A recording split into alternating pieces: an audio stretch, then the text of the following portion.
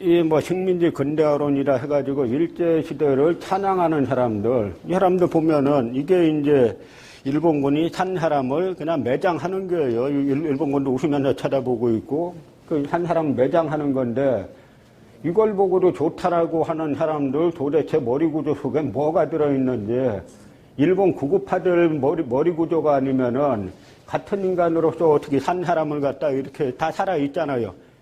산 사람을 갖다 상처로 매장해서 죽이는 건데, 이게 남경대학살의 일부인데, 이 남경대학살이 일본 구급파는 없었다라고 주장하잖아요. 무수히 많은 증거 사진들이 있는데도. 그런데요, 일본군이 자체 이 과장 선전한 게 뭐냐면, 일본 황군이 천하무적, 이따 이야기 많이 여러분들 들어보셨죠? 황군 천하무적 어쩌고. 그거 다 거짓말이에요. 일본군은 정규군하고 싸워갖고 이긴 적이 거의 없는 부대예요. 일본군이 잘하는 거는 그냥 기습에서 딱 때리면 그때는 미국도 진주만에 당하지 않습니까? 몰라서 치니까 일단은 당할 수밖에 없잖아요. 그 다음에 정규군끼리 붙으면은 일본은 형편없는 군대인데, 남경학살도 왜 이러네, 옛 제정 러시아 시대에 이권을 달라는 요구가 관찰 안 됐는데, 나가사키에 원폭 투하되니까 그냥 참전했습니다. 계속 참전 안 했다가, 그나마 지금이라도 참전해야 조금이라도, 우리가 이익 얻지 않겠냐라고 해서 참전했는데, 이때 우리가 분단된 이유가 뭐냐면, 여러 가지 이유가 있지만, 그 이유 중에 하나가, 이 일본군 자칭 무적 황군이라는 놈들, 무적 관동군이라는 놈들이 너무 쌈을 못해갖고 이게 분단된 거예요, 사실은.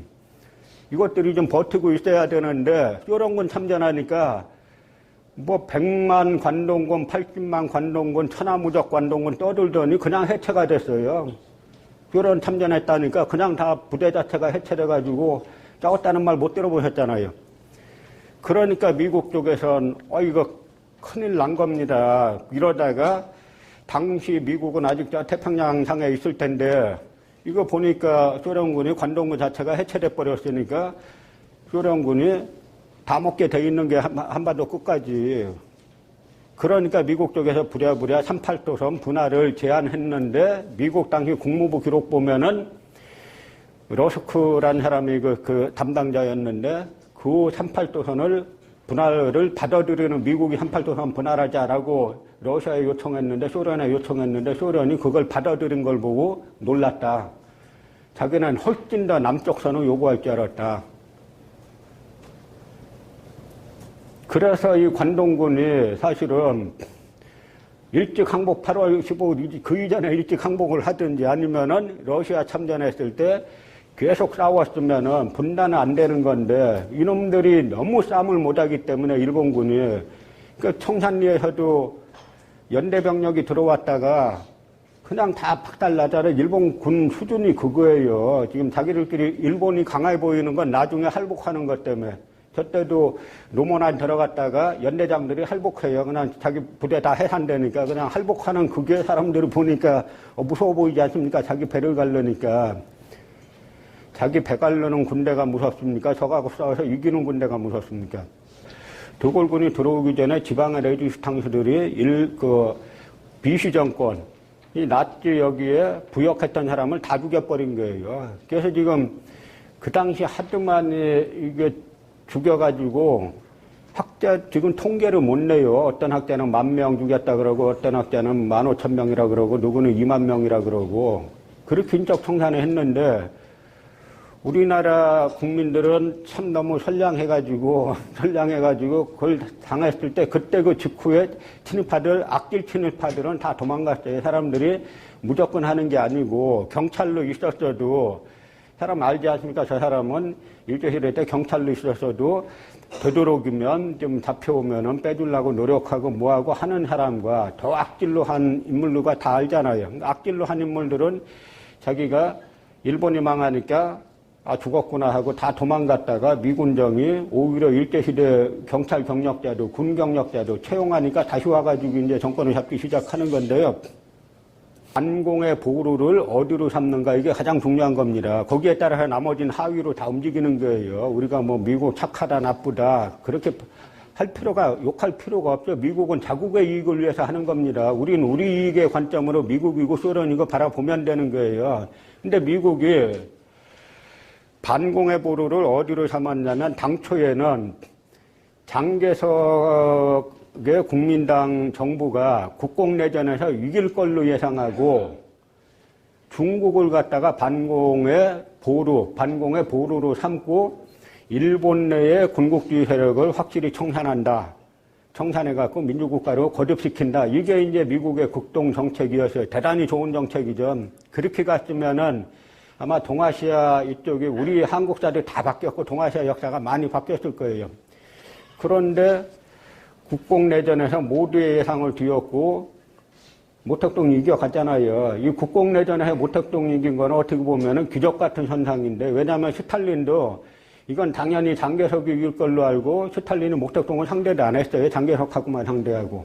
그러나 어쨌든 그런 주제는 이 주제는 다음에 한번 따로 시간 내서 할 이야기인데, 어쨌든 장개석이 지니까 모택동이 이기니까 미국의 그 군사 정책이 어떻게 바뀌냐, 동아시아 정책이 어떻게 바뀌냐면 반공의 보루를 그다음에 어디로 삼았을 것 같아요?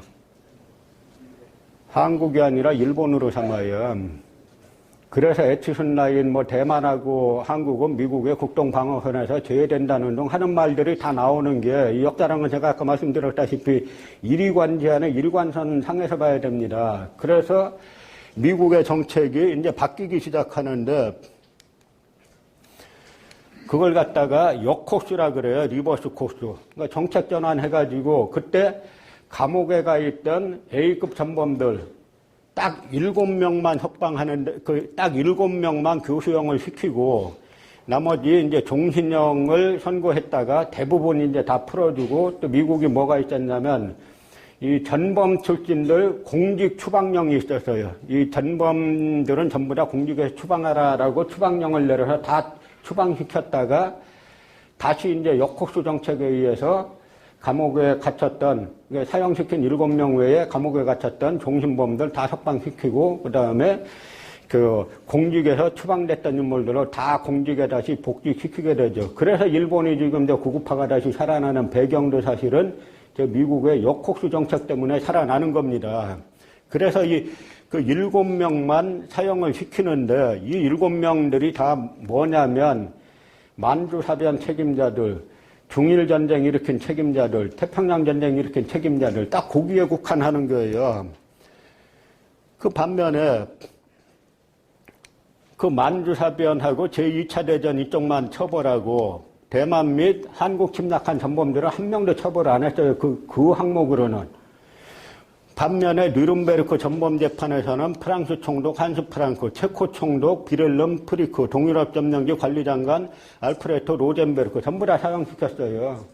우리도 원래는 어떻게 했어야 되냐면 조선 총독한 놈들 다 사형시켰어야 되는 겁니다. 일본 천황은 말할 것도 없고. 근데 한 명도 처벌 안 했어요. 국동군사재판에서. 그러다가 심지어 731 부대까지도 다 이제 면죄부를 줬죠. 그래서 그 야수쿠니 신사 문제가 왜 나오냐면, 미국이 빈라덴 체포해가지고 죽이고 어떻게 했습니까? 바다에 수장시키죠? 그 미국의 전통 방식이에요. 이 사람들 방식이 있어요. 그건 왜 그러냐면, 유해를 남겨놓으면 그게 또 사람도 몰려들어 할 거 아니에요. 그래서 유해 자체를 없애버리는 게 미국의 전통 전범 처리 방식인데, 이 7명대 사형시키고 교토만에 뿌렸는데, 이 변호사가 코이소 변호사라는 이 사람이 그 6월 일부로 비밀리에 빼돌렸어요. 그러고 나서 이 6월 일부로 비밀리에 안장하는데, 나중에 상황이 조금 좋아지니까 이걸 갖다가 이제 공개해가지고 야수쿠니 신사에, 그러니까 전범으로 사형당한 7명의 이걸 갖다가 야수쿠니 신사에 묻게 되는데, 7명 포함해가지고 옥자한 사람들 이런 전범들을 갖다 합사하게 되죠. 그러면서 부르는 게 뭐냐면, 이들을 갖다가 쇼와 시대의 순난자는 뭐냐면 공공을 위해서, 의를 위해서 싸우다 죽은 사람들이에요. 이런 전범들을 갖다가 일본에서는 순난자라고 부르면서 야수쿠니 신사에 참배했기 때문에 이 문제가 되는데, 그래서 우리나라는 지금도 이렇게 보면은 참 일본 누가 수상이 야스쿠니 신사 어쩌고저쩌고 하면 우리는 국교 단절 하자고 나와야 돼요. 독도 문제 얘기 나오면 어떻게 해야 되겠어요? 독도 문제 얘기 나오면은. 만약에 한번 이런 생각해 보세요. 독도가 북한 영토다 그러면 일본에서 어떻게 할 것 같아요? 독도가 북한 영토인데 일본이 독도 자기네 거다 그러면 북한 성명서 여러분 대충 예상 가시잖아요. 핵의 불발을 내리겠다는 운동, 쩔어버리겠다는 운동, 막 이렇게 나올 거 아닙니까? 우리는 왜 그렇게 못하냐 이거예요. 우리는 그럼 독도 얘기 떠들면 우리는 대마도 왜 얘기 못합니까? 그러니까 독도가 일본 거라고 주장하는 사람들이 수두룩하니까. 그러니까 이런 현상이 이제 발생하는 건데요. 그래서 이제 이승만이 귀국하기 이전에 45년 10월 16일 날 메가더가 특별 비행기를 보내가지고 이승만을 도쿄에 내리고 한 다음에 이 조선점령군 사령관 하지를 도쿄로 부릅니다. 불러가지고 메가더, 하지, 이승만 3자가 비밀 회담을 해요. 2차례나. 근데 메가더는, 하지는 그때 이미 만나서 큰 대강을 다 결정한 거예요. 메가더, 하지, 이승만 비밀 회담에서 다 결정을 해놓고 나서는 하지는 이승만을 국내에서 처음 본 것처럼 이제 그런 이제 이 모습을 취하는 건데요. 여기에서 사실 우리 역사가 많이 우리가 농락당한 뭐가 무지하게 많아요. 이 역사 이렇게 보면은 이미 거기에 다 정해놓고 이 동경회담에서 메가더와 하지와 이승만 3자 간의 비밀회담에서 그 아직 만났다는 것까지만 알려져 있지 만나서 무슨 대화 나눴는지는 아직은 알려지지 않고 있는데 이것도 최근에 알려진 거죠. 이 비밀리에 이렇게 했다는 것도. 이게 이제 중요한데요. 한독당은 임시정부 우리가 이러지만 임시정부 내에는 여러 정당이 있어요. 다당제입니다. 다당제인데 한독당, 백범 김구가 이끄는 한독당은 임시정부 내의 여당이에요. 집권 여당 말하자면. 그런데 이분들은 자기네가 귀국하면 정권을 잡을 줄 알았어요. 이때만 해도.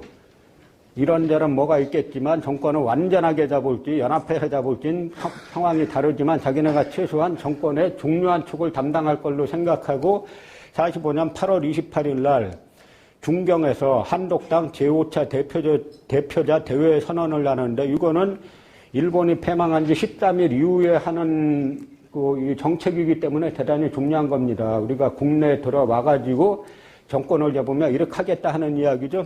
거기에서 보면은 당강 기본 강령은 계획경제고 민주공화국이고 국비로 교육한다. 행동 강령을 보면 지방자치제를 실시해서 중앙과 지방을 균권제, 중앙과 지방을 균등한 권력을 가진 균권제로 하고 토지는 국유를 원칙으로 하고 그 토지를 인민에게 분급 나누어준다. 그리고 극빈 농민에게 우선권을 주고 교육비는 다 국비 나라에서 하고 적산 일본인 소유하고 친일파 소유의 적자는 모두 몰수하여 국유로 하고 매국적과 독립운동을 방해한 자를 징치하며 그 재산을 몰수해서 국영사업에 충용하고 토지는 국유로 하고 봉건 파시스트 등의 일체 반민주주의 경향을 숙청한다.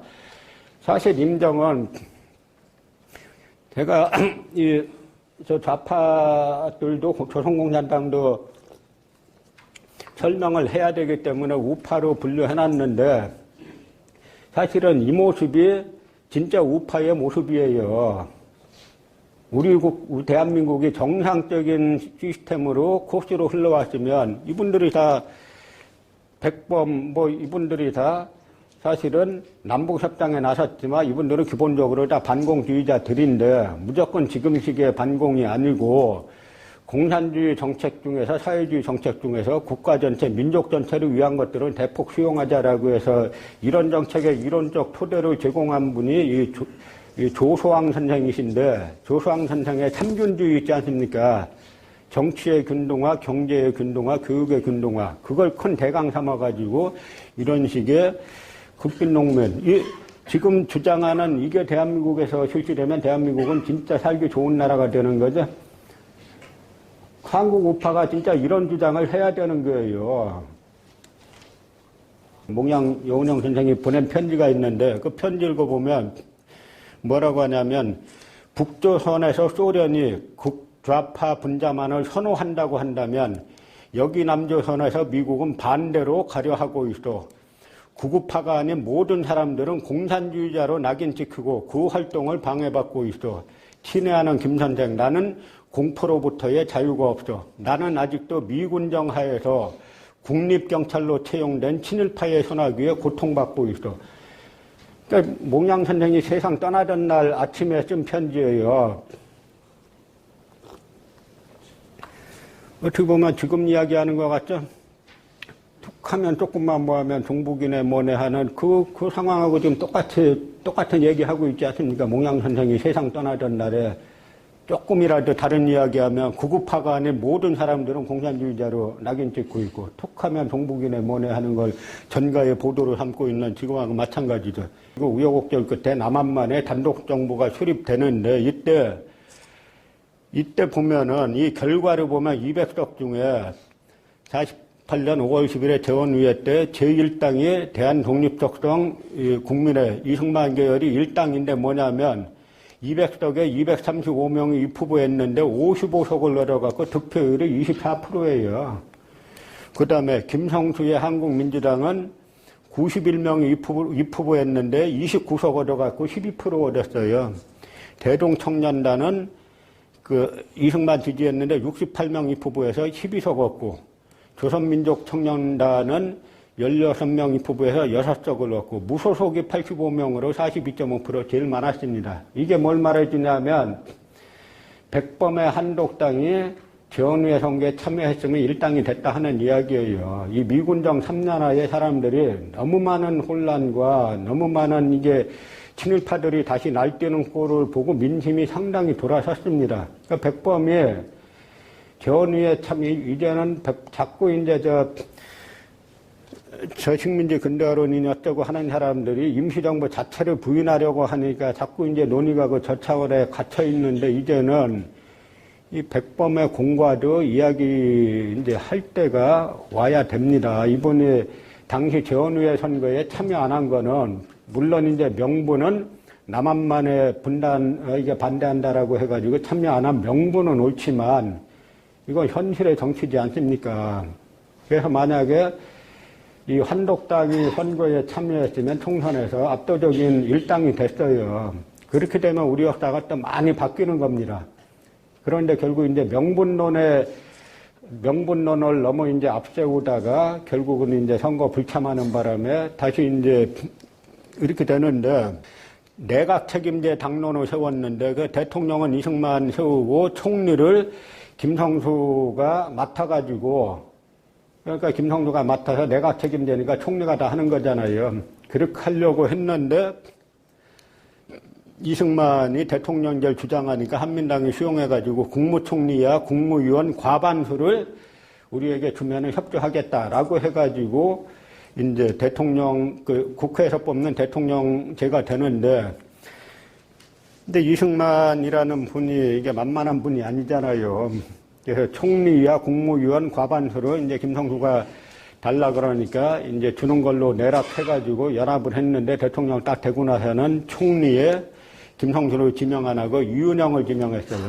그러니까 이제 한민당 계열이 총결집해가지고 이 총리를 부결시켰습니다. 그러니까 이승만이 그 다음엔 또 김성수를 또 안 하고 이범석을 지명하죠. 그러니까 이범석이 김성수에게 지지 요청을 하니까 한민당에서 12개부 4처 중에 6개를 한민당에게 주면은 협조하겠다 해가지고 이범석이 초대 총리가 되는데, 근데 이승만은 이범석이 당선되니까 한민당을 배제해버려요. 그래서 한민당이 야당 되고 싶어서 야당 된 게 아니고, 할 수 없이 이제 이승만 대통령에게 배신당해갖고 야당의 길을 걷게 되는 건데, 여러분들 지역에서 계신 분들 이렇게 보시면 우리나라는 박정희 정권 때도 야당, 당시 국회의원이나 야당 부당위원장이 그 동네 제일 부자였어요. 그런 경우 여럿 있죠? 그 뿌리가 여기에 있는 겁니다. 한민당 출신들이 야당을 하면서 그렇게 되는 건데, 이걸 보면은 48년 8월 15일에 여기 썼지 않습니까? 이게 대한민국 정부 수립 국민 축하식. 대한민국 정부 수립이라고 써놨어요. 이게 정부 수립하는 8월 15일 날 대한민국 정부 수립이라고 내 걸었어요. 태극기 내 걸고. 대한민국 수립 그렇게 쓴 게 아니라 대한민국 정부 수립 국민 축하식 이렇게 써놨죠. 북한은 어땠느냐. 이게 북로당 대회인데 여기 김일성 이게 박헌영이죠. 북로당 대회 뭐 걸어놨어요? 태극기 걸어놨죠. 상상이 가세요? 북로당 중앙대회를 하는데 태극기를 걸어놨어요. 이 사람들이. 김일성하고 박헌영이. 그러다가 48년 7월 8일에 이 사람들도 분단 거려야 되겠다라고 해가지고 이게 김일성이 김두봉인데 태극기를 내리고 지금에 말하는 인공기를 내거는 겁니다. 그럼 뭡니까 이 사람들은? 북한은 자기네가 태극기를 사용하다가 태극기를 북로당 대회에 사용하다가 태극기 내리고 걸었잖아요. 인공기를. 그럼 뭐냐면 스스로 이 사람들은 자기네가 일부라는 걸 갖다가 자기네가 이제 일부라는 걸 인정한 건데 그래서 북한인민위원회 성립 경축대 48년 9월 2일 그래서 인공기가 비로소 이 무렵에 등장하기 시작하는 거고요. 그 다음에 조선민주주의인민공화국 건국은 1948년, 이게 9월 9일인가 그러는데, 했습니다. 그래서 이 의미는 뭐냐면, 이 대한민국은 1919년 4월 12일 날 건국이 됐습니다. 근데 북한에서 처음에는 그 대한민국 테두리 내에 있었다라는 게 자기네 국기로 다, 태극기 내건 걸로 다 나타내잖아요. 우리는 이게 뭡니까? 정부 수립했으니까 나라는 언제 됐다는 거예요? 1919년 4월 12일 날 대한민국은 건국됐고 미국식으로 하면 1919년 3월 1일 날 대한민국이 건국됐고 하는 거죠.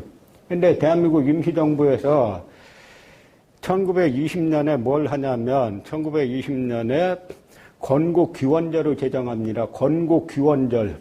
이게 개천절이에요. BC 2333년은 건국기원절이고 대한민국은 1919년부터 대한민국 원년 이렇게 표현하는 겁니다. 그래서 윤봉길 의사, 이봉창 의사가 일본 천황 폭탄 던지러 갈 때 선서하지 않습니까? 한인의 국당. 거기에 날짜를 썼어요. 3일 기미독립선언서에 제가 한번 전에 강의할 때 말씀드린 것 같은데 기미독립선언서에 날짜 뭐라고 썼습니까? 조선건국 4252년 3월 1일 이렇게 썼죠. 조선은 건국된 지 1919년 기점으로 4252년 그렇게 썼고 그 다음에 대한민국은 1919년에 건국됐고 그래서 이봉창 의사가 선서할 때 날짜가 대한민국 13년 12월 그 다음에 윤봉길 의사가 대한민국 14년 4월 그렇게 선서한 날짜를 그렇게 썼어요. 지금 그거 다 없애자는 거잖아요. 없애고 1948년에 건국됐으면은 우리는 어떻게 해야 돼요? 우리도 인공기 대신에 따로 하나, 태극기 대신에 따로 하나 만들어야 돼요. 그 논리가 맞아야 되는 겁니다. 제 말이 틀립니까? 북한은 자기네가 떨어져 나가가지고 인공기 만들었잖아요. 그럼 우리도 48년도에 건국했으면 따로 국기 만들어야죠. 왜 대한민국 국기를 왜 씁니까? 48년에 건국했는데. 그 이야기는 벌써 독립운동 자리 이제 부인하고자 해가지고 만드는 건데요. 그러고 나서 이승만 정권이 시작됐는데, 이 사건이 왜 중요하냐면, 이 국회 프락치 사건은 빌미로 반민특위 해체를 요구하는 거예요. 그러면서 이제 반민특위 사무실에 때로 몰려가가지고, 이 반민특위는 공산당도 소굴이라고 주장하면서 이 국회 프락치 사건 가지고 해가지고 6월 3일 날 국민계몽대라는 사람들 3,400명의 군중들이 반민특위 사무실에 몰려가가지고 특위가 다 공산당 소굴이다라고 주장하면서 때려엎고 하는데 그래서 반민특위에서 경찰 요청했더니 경찰이 안 와요. 그러고 그 다음날 경찰들이 특위를 습격해가지고 무력화 시켰는데 6월 9일 날 이승만이 경찰이 습격한 건 내가 시켰다라고 시인했어요. 그러고 나서는 국회 프락치 사건의 빌미로 7월 6일 반민법 개정안을 내서 49년 8월까지만 다음 달까지만 활동하게 하고 반민특위가 해산되는데 결정적인 역할을 한 게 이 국회 프락치 사건인데, 이 사건 와중에 발생한 사건이 바로 백범 김구 암살 사건이에요. 백범 장례식이고 안도희가 와가지고 총을 쐈어요. 총을 쏘니까 처음에 경찰이 체포하지 않았습니까? 근데 갑자기 나중 그 수사 기록들 보면은 순식간에 헌병 과장이 나타나가지고 군인이니까 내가 인수하겠다고 하는 거예요. 그 기록 보면은 그 헌병대 과장이 어떻게 거기 나타났냐. 그 지금 경교장 옆에가 지금 적십자 병원 있잖아요. 그 병원에 자기 부하가 입원해 있기 때문에 내가 입원 문안 가는 도중에 총소리가 들려가지고 왔다 이거예요. 참 우연의 일치치고는 적십자 병원에 입원한 부하 입문하러 왔다가 왔는데 경교장 지나다 보니까 총소리가 들려갖고 왔다 하니까 이 당시 순경이 워낙 큰 사건이니까 인수를 거절하니까 그 다음에 이 전봉덕이 이제 나타나가지고 인수하는데, 이 사건에 왜 이승만 배우설이 계속 나오냐면은 이 전봉덕이 사건 당일날 헌병대 부사령관이었는데 사건 당일로 이승만이 사령관으로 승진을 시켜요. 그래서 헌병대에서 조사하지 않습니까? 근데 이 전봉덕이 누구냐면 일제시대 때 경찰 간부예요. 이제 그래서 당시 일제시대 때 고등문관 시험, 행정과하고 사법과에 동시에 이제 합격한 외우기는 잘한 뭐 그런 인물이라고 볼 수 있는데, 이 인물의 딸이 누구냐면 그 유명한 그 전혜린이 양반 딸이에요. 전혜린 씨가 독일에서 이게 자살하고 한 그거에 저는 그 집안 그게 전 있다라고 보는데, 그러니까 이 전봉덕이 제가 뭐 유종 관장님한테 말씀 들었는데, 제가 80년대에 이제 유종 관장님이 민정당 원내총무되고 그 당시 이제 민정당 내에, 그러니까 이제 전두환 정권에 음이 많지 않습니까? 음이 무지하게 많은데 양적인 측면도 조금은 있어요. 그중 하나가 백범 암살 진상규명위원회를 만들겠다라고 하니까 유종 관장님이 하루는 그 집을 안 되는 거예요. 전봉덕 집을 갔다가. 한 번은 가다가 내려서 잠시 문패를 봤다는 거예요. 그렇다 한 달 있다 가다 보니까 문패가 없어졌다는 거예요. 그래서 알아보니까 미국으로 도망갔다는 겁니다. 백범 암살 진상규명위원회가 만들어진다라는 말을 듣고 짐 싸갖고 미국으로 도망간 거예요. 거기 특무부대장 김창룡인데, 김창룡은 당시에 뭐 이제 사람을 갖다가 하여간 뭐 헌병 5장 출신이에요. 일본군 헌병 5장 출신인데 나중엔 장군까지 돼가지고 엄청나게 많은 사람을 죽이는데, 하도 이제 사람 많이 죽이고 여순 사건 때, 여순 반란 사건 때 좌익계만 숙청당한 게 아니라 군부내에 남아있던 광복군 계열들이 대거 이 공산당으로 몰려갖고 대거 죽었어요. 이분들이 사형당할 때, 총살당할 때 대한민국 만세하고 총살당했어요. 그럼 대한민국 만세하고 총살당하는 사람들이 좌익이겠냐고요. 조선민주주의 뭐 이렇게 나오든지 뭐 그래야 맞는 거죠. 그런데 이때 이 김창룡이 하도 전행을 하니까 이 허태영 대령하고 이 운전병 그리고 2명의 민간인이 군복을 입고 나중에 출근길에 기다리고 있다가 쏴서 죽였어요. 그런데 현역 소위인 육군 소위 안도희가 군인 신분으로 그 민족의 지도자 대정치인을 갖다가 쏴서 죽였잖아요. 안도희가 감옥 생활 얼마인 줄 아세요? 얼마 있을 것 같아요? 딱 1년 했어요, 1년. 그리고 석방되고 나서 다시 군인이 됐어요. 그 다음 달에 중위로 승진합니다. 그럼 이 김창룡을 저격해서 죽인 사람들은 그럼 어떻게 됐느냐? 4명, 운전병까지 다 사형당했어요. 지금 이렇게 보면 참 우리가 험난한 세월이 살아온 건데요. 이제 제2회 2차, 제2회 이제 일제 총선거가 있었는데 이때 득표를 보면 아주 재밌습니다. 지금 촛불정국 한국 사람들 똑똑하잖아요. 이때 우리가 생각할 때는 저 당시 분들은 우리보다 정치의식이 못할 것이다 하고 웃기는 이야기예요. 어떻게 됐냐면 독립적성중앙회 이승만 계열이 55석에서 14석으로 줄어가지고 득표율이 6.8%예요. 집권 여당이 얻은 득표수가 6.8%입니다. 1950년 5월 30일 선거 때. 그리고 민주국민당, 한민당 후시는 69석에서 24석, 9.8% 됐어요. 그리고 대한국민당 윤치영은 9.7%였고, 다 당시 이 집권인 쪽 세력은 10% 넘은 데가 없어요. 그럼 대다수 누가 했느냐? 전체 210석 중에 126석은 무소속이다 얻었어요. 그래서 이승만 정권은 저때 끝난 겁니다. 집권당이 6.8% 됐는데 뭘 하겠어요. 근데 이걸 누가 살려주느냐. 25일 있다 김일성이 북한군이 남침하잖아요.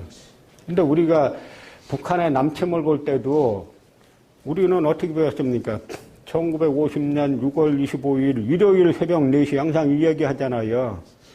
그럼 전혀 조짐이 없었느냐. 휴전선에서 매일 충돌했어요. 심지어 충돌이 뭐 한두 명 단위가 아니라 북한에서 1000명씩 내려와가지고 총 쏘고 어딘 700명이 내려와서 총 쏘고 막 하니까 1년 전에 1949년 6월 달에 기자들이 당시 총참모장 최병덕에게 물어봅니다. 뭐라고 물어보냐면 북한이 계속 남침한다 그러는데 방비가 돼 있습니까? 여기서 그 유명한 아침은 어디서 먹고 그 얘기가 여기서 나오는 게예요. 아침은 어디서 먹어요? 개성에서 먹고 점심은 평양에서 먹고 저녁은 신의주에서 먹습니다. 단지 우리는 각하의 명령만 기다리고 있습니다. 계속 충돌하고 있을 때예요. 그러다가 실제 북한이 남침했잖아요. 실제로 어떻게 됐어요? 아침을 어디서 먹어요? 이승만 대통령이란 분은 혼자 특별열차 타고 대구까지 갔다가 너무 많이 갔으니까 다시 대전까지 오고, 그 다음에 한강다림 끊어놓고, 한강다림 끊어놓고, 그 다음에 방송으로는 나는 수도 서울을 목숨 걸고 지킬 거다라고 해가지고, 당시 이제 납북된 사람들 중에 조수왕 선생 비롯해서 납북된 의원들이 여러 명 있는 게, 이 독립운동가 출신들이 여러 명 납북되잖아. 이 사람들은 이승만 대통령이 끝까지 서울 사수하겠다라고 하는 방송을 듣고 국회에서 서울 사수 결의를 해요. 그러니까 독립운동가들이니까 북한하고 목숨 걸고 싸우겠다고 남아 있었던 거예요. 이미 도망가고, 그 다음에 다리 끊은 줄은 모르고. 그러고 나서는 나중에 돌아와갖고 부역자 처벌한다고 해가지고 또 이제 많은 사람들이 다리 끊겨서 못 내려간 사람들이 이제 무수히 많이 죽게 되는데, 그래서 김창룡이가 죽인 사람이 약 25,000명쯤 된다고 하는데, 그 김창룡 비문을 누가 써준 줄 아세요? 한국 국사학계의 태두 이병도가 써줬어요. 김창룡의 비문을. 그래서 제가 그 구조가, 그래서 제가 아까 서두에 말씀드렸다시피 역사라는 건 일이관지가 돼야 된다. 그러니까 이 지금 우리가 현대사 이게 잠깐 이렇게 들어보셨지만 상당히 이제 굴곡된 이 궤도 속에서 우리나라가 보면은 참 우리 국민도 위대하다는 생각이 드는 게, 이 상황 속에서도 계속 어쨌든 이 정치적 민주화도 달성했고 산업화도 달성했고 왔지 않습니까? 그러나 이제는 아직까지 이런 식의 정치 행태를 이제 반복하려고 하다가 지금 거대한 이제 민심의 저항에 부딪혔는데, 아까 말씀드렸다시피 A라는 대통령을 B라는 대통령으로 바꿔놓고 이제 끝났다, 이렇게 하면 안 되는 거예요. 이제는 이 구조 자체를 바꿔야 되는데, 우리나라 명예훼손법 중에 뭐가 있냐면 사실적시에 의한 명예훼손이 있어요. 여러분 말이 됩니까? 사실을 적시했는데 명예가 훼손되면은 그게 명예냐 이거예요. 사실적시에 의한 명예훼손죄가 있어요. 또 뭐가 있냐면 망자에 대한 명예훼손죄가 있어요. 죽은 사람. 시한도 없어요. 그래서 제가 한번 법대 교수들에게 물어봤어요. 아니, 망자에 대한, 제가 그 법으로 하더니 협박을 많이 받았기 때문에 이거 누가 만들었냐. 망자에 대한 명예훼손죄. 내가 볼 때는 이게 친일파들이 만든 것 같은데 아는 사람이 없어요, 우리나라는. 근데 그것도 앞으로 우리나라가 노벨상 시즌만 되면 한없이 초라해지는데 이게 다 이제 역사가 잘못돼서 그래요. 이 역사들이 이제 바로잡히면은